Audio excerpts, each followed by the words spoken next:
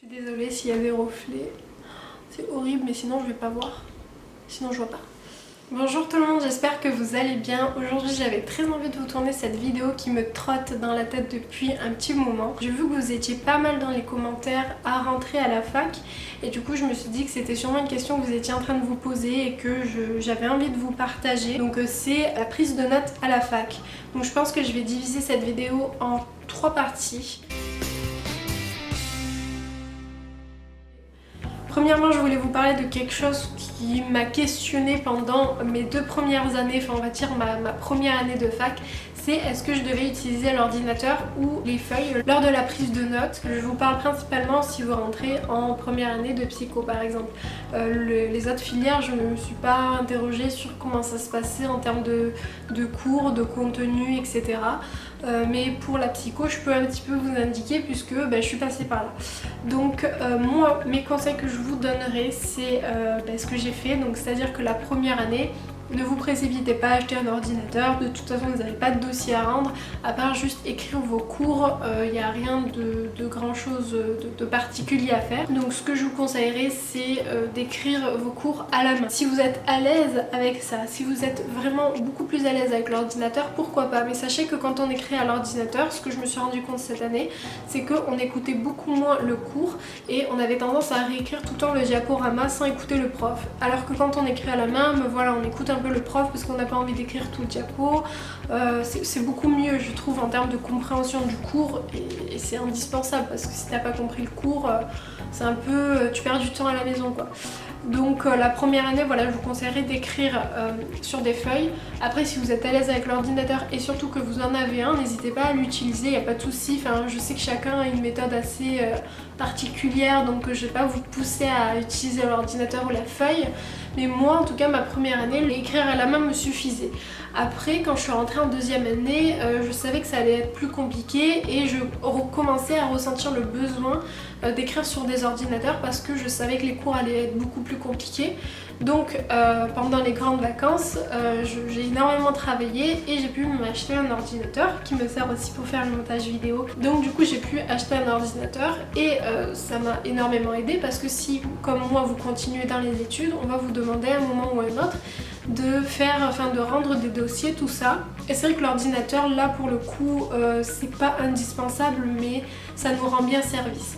Si vous voulez pas investir dans l'ordinateur, si vous ne pouvez pas investir, ce qui est totalement normal quand on est étudiant, sachez que normalement dans votre fac il y a une salle informatique, dans toutes les facs en tout cas normalement il y a ça, où vous avez des ordinateurs qui vous sont proposés, vous avez normalement votre mot de passe avec et donc vous pouvez travailler dessus après les cours et vous pouvez largement faire vos dossiers là-dessus, vous avez juste à emporter une clé USB et voilà.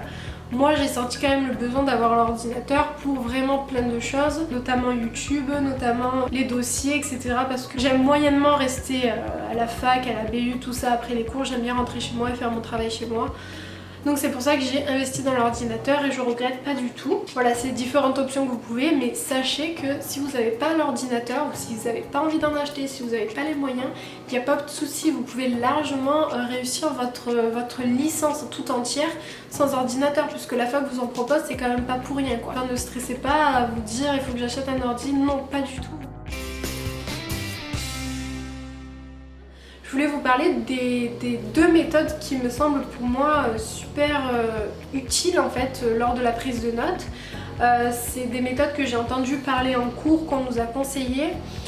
Et du coup j'avais envie de vous partager ça avec vous. Vous pouvez largement les retrouver sur internet si vous n'avez pas trop compris ce que j'ai dit. La première méthode de prise de notes à la main qui me semble vraiment géniale, c'est la méthode de Cornell.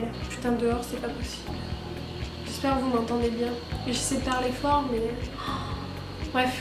Donc je sais pas si vous connaissez cette méthode, je vous mettrai une photo de ce que c'est par là. Vous avez votre feuille qui est divisée en 4 parties.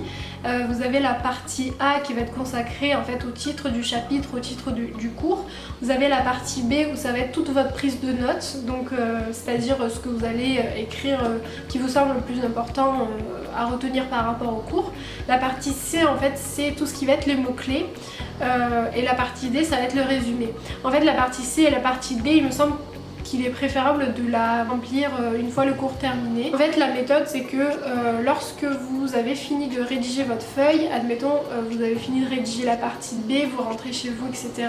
Ensuite vous rédigez les mots-clés, donc c'est dans la partie C. Et dans la partie C ça vous sert en fait de résumé pour vous rappeler du cours en fait, c'est pour vite que les informations arrivent. Ce que j'aime beaucoup dans cette méthode c'est que si vous cachez la partie B à l'aide de la partie C, donc c'est-à-dire à l'aide des indices, vous allez essayer de vous rappeler du contenu qui est écrit sur la partie B et rien que ça je trouve ça génial parce que c'est vrai que quand on apprend, on essaie de retenir, donc on cache notre feuille, on n'a aucun indice, puis en général ça vient pas, on est en train de stresser et tout, alors que là vous avez des indices et ça a été prouvé que quand on donne des indices en termes de récupération d'informations, la mémoire marche beaucoup mieux.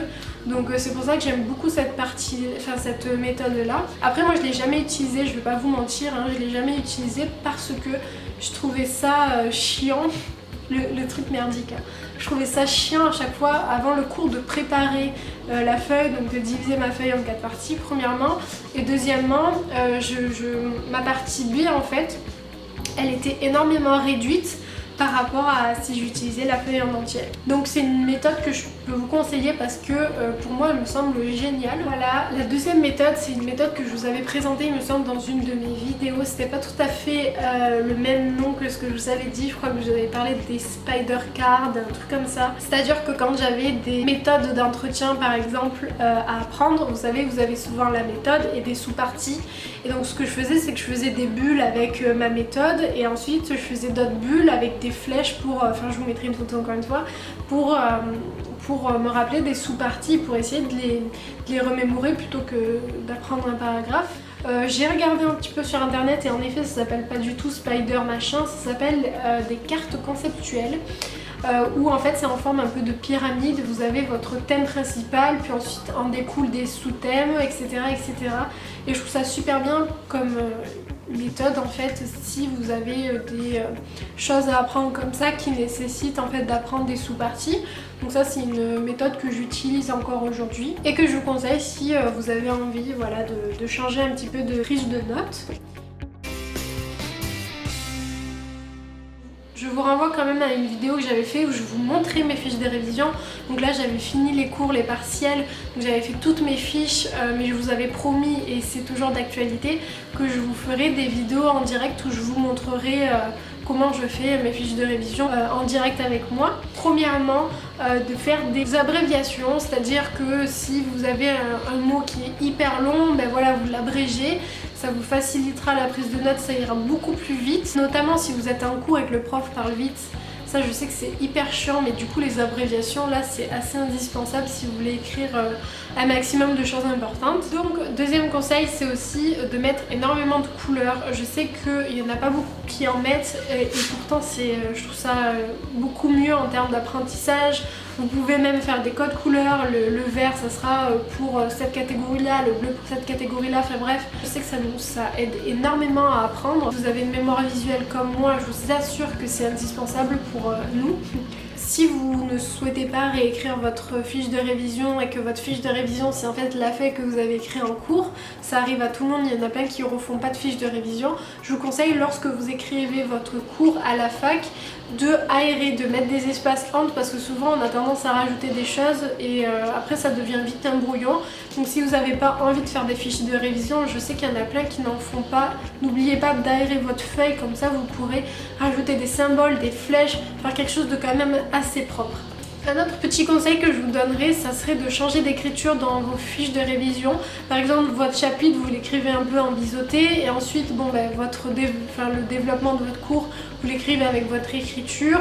Puis si vous voulez rajouter d'autres notes, vous écrivez soit avec une autre couleur, soit avec une écriture différente. Je trouve ça important de changer d'écriture parce que Enfin, encore une fois, moi je suis visuelle, donc du coup je sais que quand j'apprends ma fiche de révision, je vais la photographier dans ma tête, et donc s'il y a des couleurs, s'il y a des abréviations, ça me dérange pas trop, mais s'il y a des symboles, si elle est aérée, tout ça, je vais beaucoup mieux l'apprendre que si elle est dégueulasse. Donc ça c'est des petits conseils que je vous donnerai, même si vous utilisez les méthodes que je vous ai parlé, comme la méthode de Cornell ou les cartes conceptuelles, vous pouvez totalement utiliser ces petits conseils que je vous ai donnés, comme changer d'écriture ou ce genre de choses. Donc du coup voilà pour cette vidéo, je pense qu'elle a été un petit peu courte, mais je vais pas vous blablater pendant 2 heures pour vous dire tout et n'importe quoi ou vous répéter des choses. Pour moi c'est voilà, c'est des petits conseils que je vous donne, donc je peux pas trop vous blablater sur tout et n'importe quoi. Écoutez, j'espère qu'elle vous sera utile, j'espère que vous ne mettez pas trop la pression à vous demander s'il faut l'ordi, la feuille, quelle méthode, tout ça. Vous savez, en général, ça vient avec le temps. On se rend compte de la méthode qui nous correspond le plus. C'est pas du jour au lendemain. Là, cette vidéo, c'est un peu pour vous aiguiller des idées de méthodes qu'on peut utiliser. Si j'en suis là aujourd'hui à vous donner des conseils, c'est parce que moi, voilà, j'ai mis quand même 2 ans à savoir si j'allais utiliser un ordinateur ou des feuilles. Et là encore, je vous ai sorti une vidéo organisation de 3e année où je vous explique que j'ai encore changé de méthode de travail. Donc comme quoi, on change souvent, parce que j'aime aussi être organisée. Et donc du coup je change très souvent. Pour l'instant faites avec ce qui vous semble le mieux. Et puis au fur et à mesure, en regardant par exemple des vidéos ou en vous intéressant aux méthodes de prise de notes ou de ce genre de choses comme ça, vous allez vous rendre compte que ça va venir avec le temps, donc no stress. Donc voilà, écoutez, cette vidéo est terminée, ma caméra clignote, je sais pas pourquoi, je pense qu'elle va vite s'éteindre, donc je vais vous laisser là. J'espère qu'elle vous aura plu, n'hésitez pas à me poser des questions si vous en avez en commentaire, vous savez, encore une fois, je réponds à tout le monde. Et je vous dis à bientôt pour une prochaine vidéo. Bye!